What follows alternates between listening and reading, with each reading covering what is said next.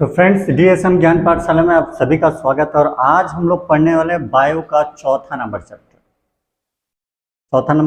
चौथा lecture, chapter first, 11th, lecture number 4।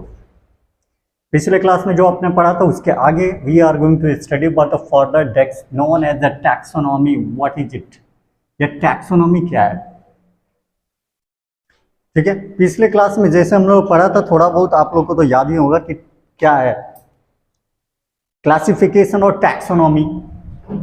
तो taxonomy what is it, इसके बारे में लिखते।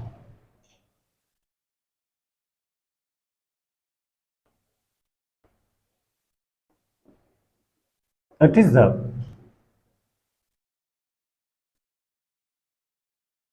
branch of biology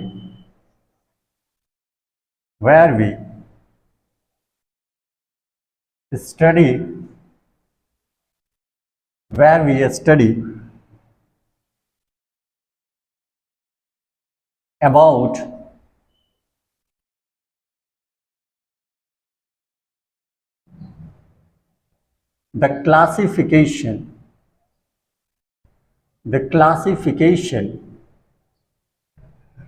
about the classification of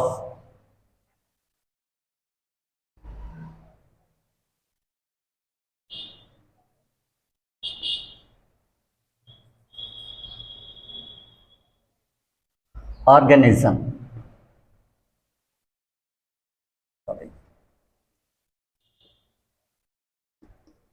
clear है? तो क्या है इसमें वर्ग, जीवों के वर्गीकरण का अध्ययन करते हैं। सिंपल बोल सकते हैं it is the branch of biology where we study about the classification of organism, जहां पे जीवों के वर्गीकरण का अध्ययन किया जाता है। तो हिंदी में भी लिख लें कि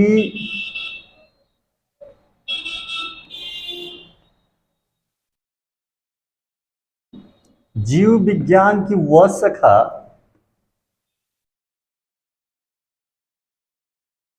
जिसके अंतर्गत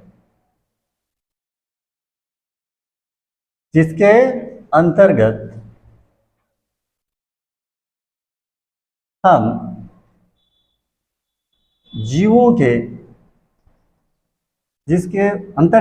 जीवों के वर्गीकरण का अध्ययन करते हैं। क्या करते हैं? वर्गीकरण का अध्ययन करते हैं।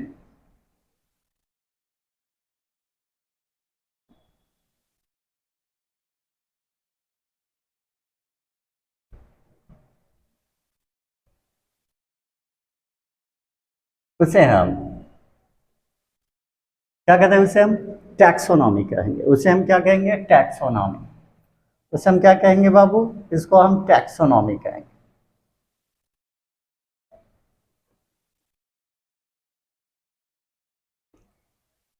ये ऐसा मत समझिएगा कि ये देखने में आपका 11th में चैप्टर छोटा दिखेगा, it means not that it is a very easy chapter. अगर सिंपल लैंग्वेज में कहें तो यहाँ से भी बहुत सारे क्वेश्चन पूछे जाते हैं। नीट के एग्जाम में लगभग हर साल 1-2 क्वेश्चन इस चैप्टर से एटलीस्ट रहता है।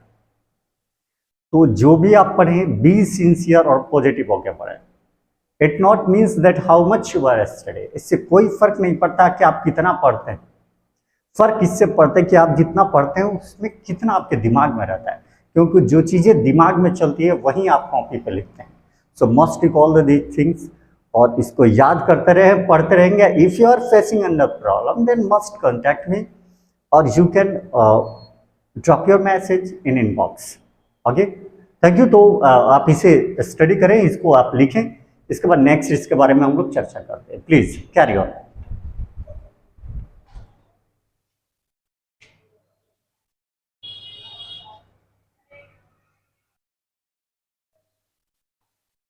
आगे देखते हैं, टैक्सोनॉमी के बारे में थोड़ी सी बहुत जानकारी और देख लेते हैं। कहा जाता है कि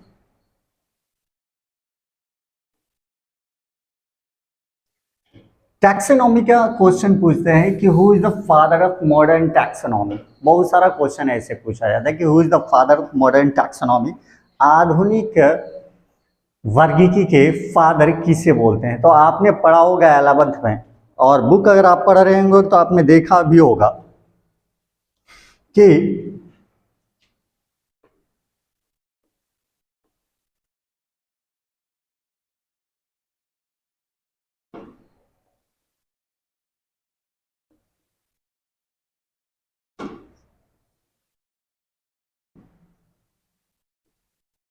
कैरोलस लीनियस, कैरोलस लीनियस को आधुनिक वर्गीकी का जनक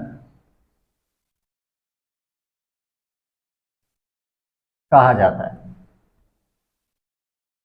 क्या कहा जाता है? कैरोलस लीनियस को आधुनिक वर्गीकी का जनक कहा। तो आप लिख लें इसको।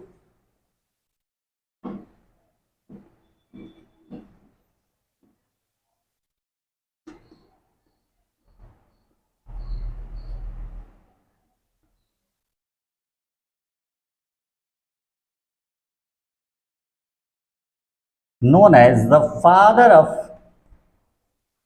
known as the father of modern taxonomy, modern taxonomy।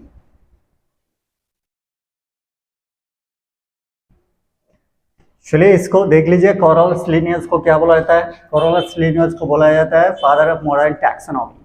अब क्वेश्चन ये है कि why the need of classification, वर्गीकरण की जरूरत क्यों है? क्वेश्चन ये पूछा था कि वर्गीकरण की जरूरत क्यों है, क्यों हम इसको क्लासिफाई करें, क्यों हम इसको बांटें, क्या जरूरत है इसको बांटने की?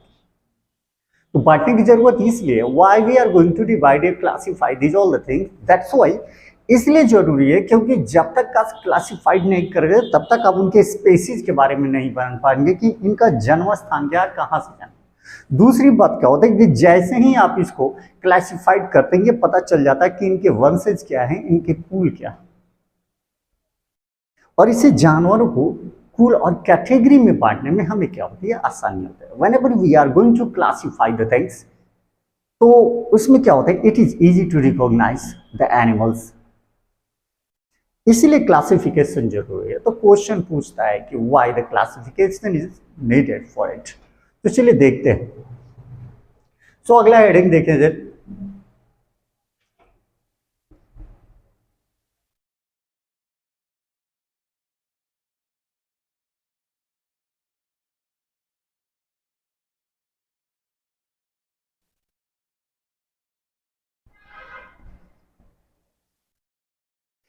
नीड फॉर क्लासिफिकेशन ऑफ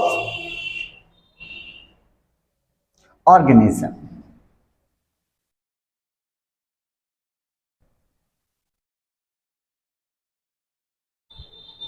मतलब लिख सकते हैं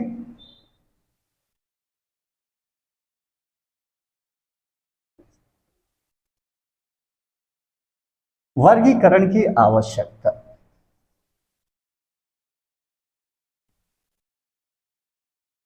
बोला था कि हिंदी और इंग्लिश दोनों सेम मीडियम में चलेंगे। Here that we can study about the medium of Hindi and English both together.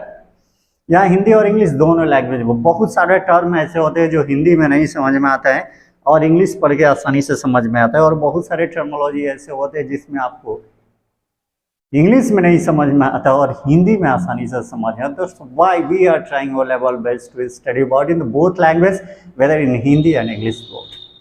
तो आप लिख दें why the taxonomy means why the need for the classification of organism, क्यों जरूरी है इसका, क्यों हम क्लासिफाइड करें इन चीजों को। तो फर्स्ट पॉइंट लिख लेते हैं, द फर्स्ट पॉइंट,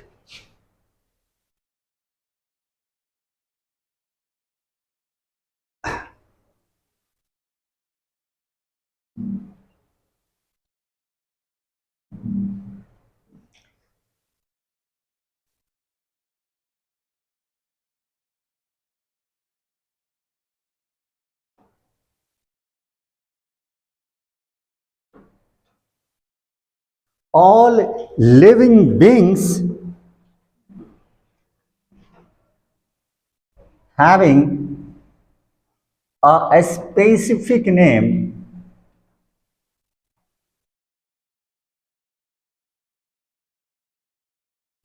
कह रहे हैं कि जब सबके नाम अलग अलग होंगे, क्या होंगे, जब सबके नाम अलग अलग होंगे तो क्या होगा, it is easy to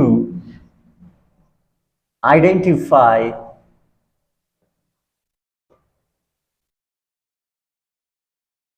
them।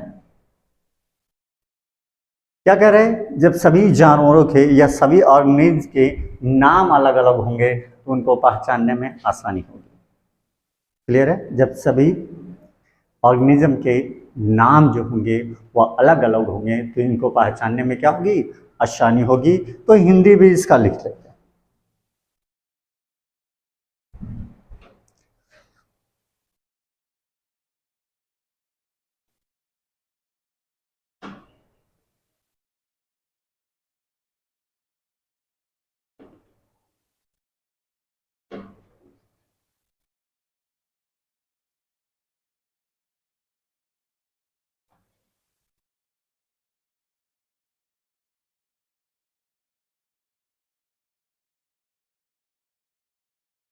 सभी जीवों के विशिष्ट नाम होने से इनको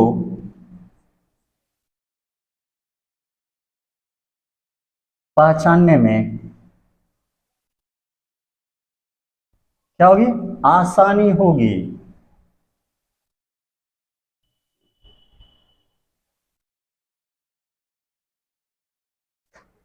ठीक है, स्पेसिफिक नेम मतलब विशिष्ट नाम। जब सभी ऑर्गेनिज्म के नाम अलग अलग होंगे तो इनको पहचानने में क्या होता है, आसानी हो गया। प्लीज इसको नोट कर ले, इसके बाद आप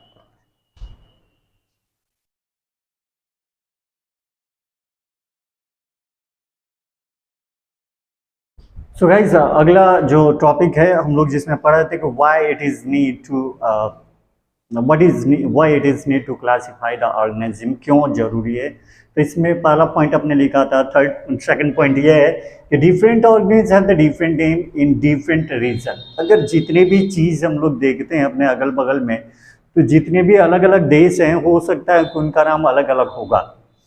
of the words hence specific scene या specific scientific name is given to the provide universal.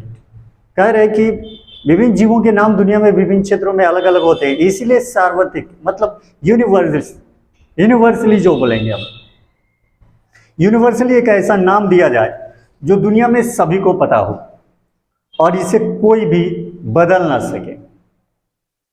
ठीक है, जैसे हम बहुत सारी प्रजातियों के नाम जानते हो, we have studied so many things about the scientific name. जैसे हम लोग परवल को बोल देते हैं एक पटल, बट इसका एक यूनिवर्सल नेम होगा जो जैसे हम लोग बोलते हैं ट्रिकोसेंथस को। सपोज दैट आप क्या करते हैं, आप जैसे बोलते हो कि मैंगो, तो मैंगो एक जनरल नेम है, बट अगर हम साइंटिफिक नेम के बारे में बात करें तो इसका मतलब होता है मैंगोफेरा इंडिका। तो ये सभी चीजें जो होती है कुछ ऐसी चीजें होती है जिसका स्पेशल नाम होता है जो दुनिया के अलग क्षेत्रों में हो या कहीं भी हो, anything where in the world, anywhere in the world that we can say that have the specific name। इसका खास नाम है जो हर जगह एक ही जैसा बोला जाएगा, जिसमें कोई भी चेंज नहीं किया जा सकता है। ठीक है, इसीलिए ये जरूरी है क्या, classification of needs of classification of organism, इसीलिए ये जरूरी है। सेकंड पॉइंट, थर्ड पॉइंट कह रहा है कि sometimes the name of organism are ambiguous such as dogfish, silverfish, starfish, it is therefore it is necessary। कभी कभी जो नाम होते हैं कुछ ऑर्गेनिज्म के, जिनको क्या करना, पहचाना अपने आप में बहुत कठिन होता है। हमारे दिमाग में पता ही नहीं चल पाता है कि ये कौन सा नाम है, what type of name it is the animals और व्हाट, बहुत ज़्यादा कंफ्यूजन हो जाता है। इसलिए भी जरूरी है needs of the classification is needs for the organism. जैसे इसमें दिख रहा है such as a dog fish, silver fish, star fish, ETC. इसमें कंफ्यूजन हो जाता है, स्टार फिश, डॉग फिश, कुत्ता मछली, ये क्या हो गया? We are unable to recognise exactly. तो इसीलिए क्लासिफिकेशन जरूरी है, that's why the classification is needed for it. तो आप लिख सकते हैं जैसे लिखा है, इसका हिंदी में लिख देते हैं।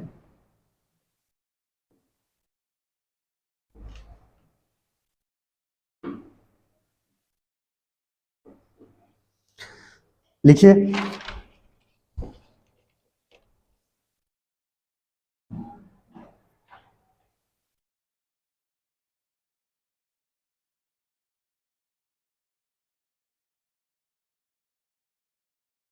कभी कभी कुछ जीवों के नाम बड़े ही संदिग्ध होते हैं।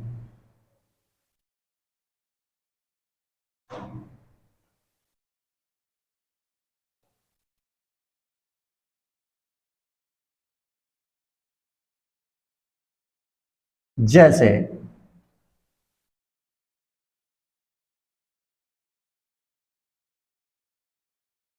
कुत्ता मछली,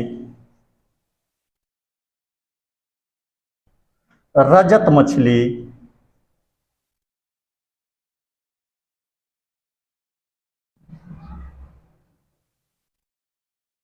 तारा मछली,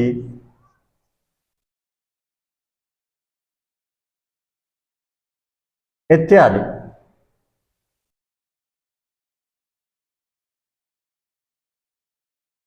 Therefore it is necessary to name them, इसीलिए इनका नामकरण जरूरी है। इसलिए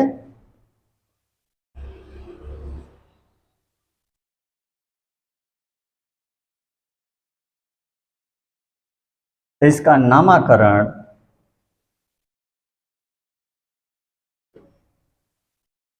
आवश्यक है।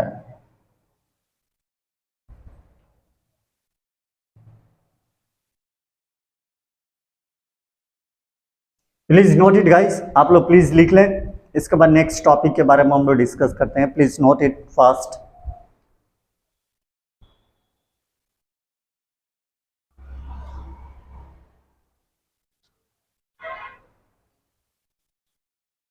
प्लीज नोट करें।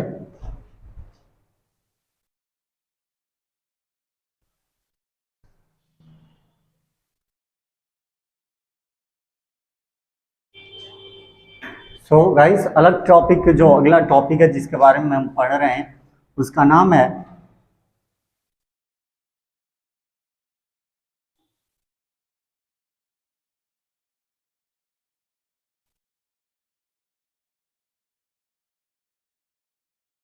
nomenclature of organism। nomenclature of organism।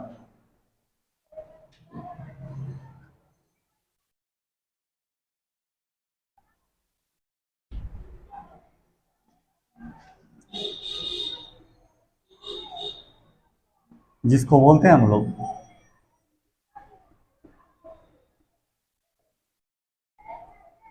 जीवों का नामकरण।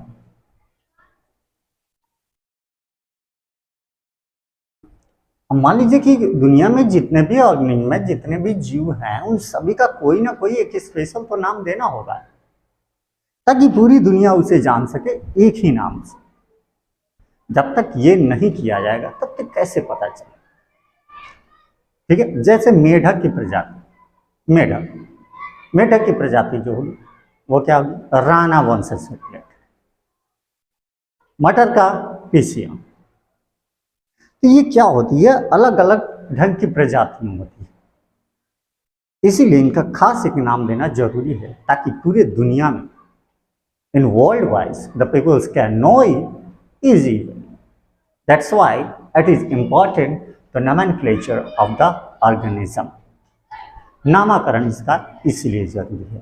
तो thanks for today and we will discuss by tomorrow on the same topic. Thank you. Have a nice day.